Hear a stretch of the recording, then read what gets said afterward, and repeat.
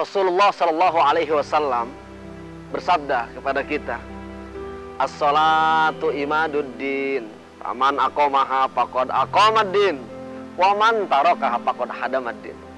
Salat itu tiangnya agama, yang namanya tiang penyangga, yang membuat rumah menjadi kuat, yang membuat agama menjadi kuat adalah salat kita. Bahkan yang membedakan farraqa bainana wa bainal kafir as-salah, yang membedakan kita dengan orang-orang kafir itu adalah salat kita.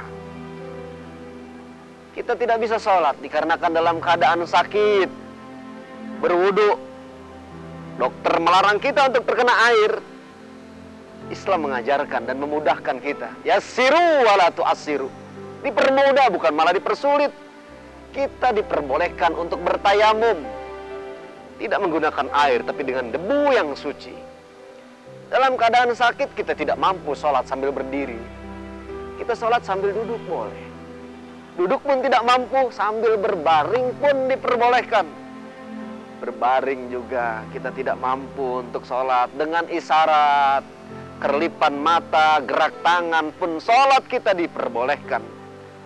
Kalau misalnya dengan isyarat sudah tidak bisa lagi, boleh kita tidak sholat.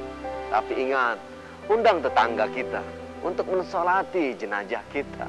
Sampai tatkala meninggal dunia, kita disolatkan, saking pentingnya sholat. Kita pergi jauh, rasa-rasanya kok repot kalau kita mendirikan sholat. Allah memberikan rukhsah, memberikan keringanan. Sholat bisa dengan jamak dan qashar. Sholat jamak ada yang jamak takdim dan jamak takhir. Tatkala sholat asar didirikan di waktu sholat zuhur, ini namanya jamak takdim.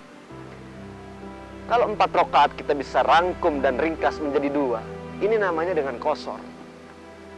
Ini semuanya diberikan kemudahan oleh Allah Subhanahu wa Ta'ala, diberikan rukhsah dan keringanan. Sebab ajaran agama Islam ini mengajarkan untuk mempermudah umatnya, bukan malah mempersulit. Kemudian apalagi tatkala kita mendirikan sholat dalam keadaan situasi genting, dalam keadaan perang, seperti saudara-saudara kita yang ada di Gaza, Palestina, kemudian di Moro, Filipina, di Afgan.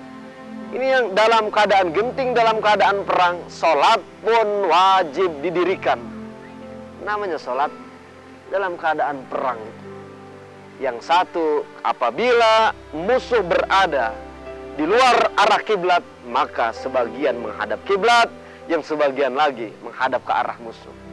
Ini merupakan satu sarana, wasilah untuk mempermudah umatnya agar tidak meninggalkan salat. Apa alasan kita untuk meninggalkan salat? Tidak ada, cuma satu alasannya, al-malesu. Kita malas, nggak mau kita mendirikan salat. Kadang-kadang kita dirikan salat tidak di waktu yang terbaik. Kita dirikan sholat di masa injury time, begitu habis, mau waktunya habis, baru kita dirikan sholat. Padahal sholat itu yang utama dan pertama adalah sholat di awal waktu, dilaksanakan berjamaah, kemudian tempatnya di masjid. Ini merupakan salah satu amal ibadah yang utama yang digambarkan dalam sabda Rasulullah Shallallahu Alaihi Wasallam. Tatkala Rasul ditanyakan oleh sahabatnya, ya Rasulullah, amal ibadah apakah yang utama?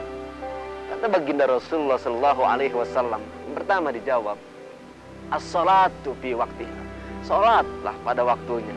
Jangan pernah meninggalkan salat, karena salat itu tiang agama. Siapa yang meninggalkan salat berarti dia telah meruntuhkan agama. Dan dalam situasi, kondisi kayak apapun, salat jangan pernah ditinggalkan. Insya Allah kita semuanya menjadi hamba-hamba yang mampu mendirikan salat dengan sebaik-baiknya. Amin ya mujibas sa'ilin. Hadanallah wa iyyakum ajmain. Assalamualaikum warahmatullahi wabarakatuh.